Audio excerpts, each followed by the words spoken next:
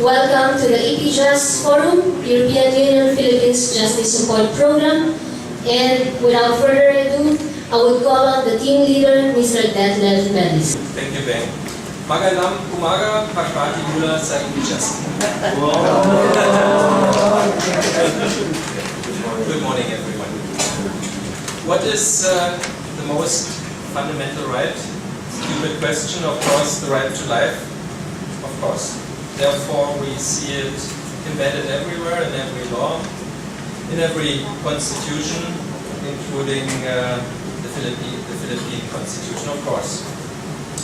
The member of the military, the soldier, is among the very few having the exceptional authority to legally violate this right, the right to life. Under certain circumstances, a member of the armed forces is authorized to kill another human being. The armed forces, together with the police, have the so-called monopoly of force. An authority provided to members of the armed forces by their fellow citizens through the government. It has been given with the expectation that it will be used responsibly, that it will be used as a last resort only, that this powerful authority will not be abused. It has been provided to the armed forces of the Philippines, like to other armed forces, in order to protect and defend the fundamental rights of the fellow Philippine citizens, including the soldiers' families, wives, children, and friends.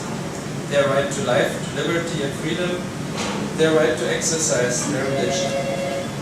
The authority to use ultimate force was definitely not provided to be used against those whom the armed forces are supposed to protect.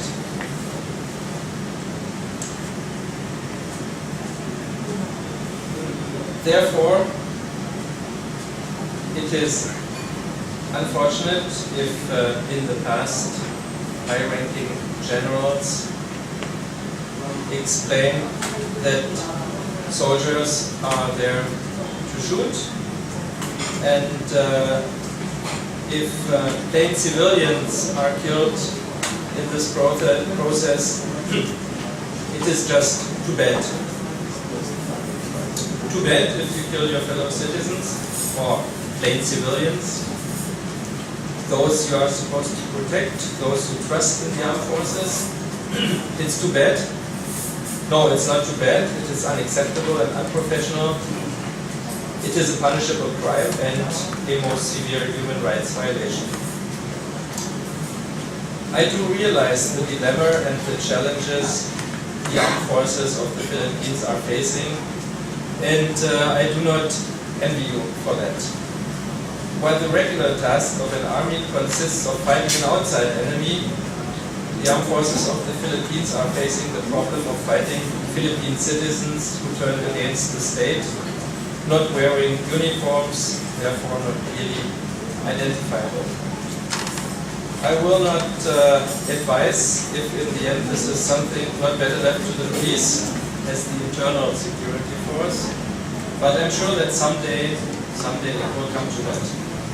However, until that day, human rights training and education, and above all, strict human rights observance, strict military discipline are even more important for the AFP than they are in an army fighting an outside enemy.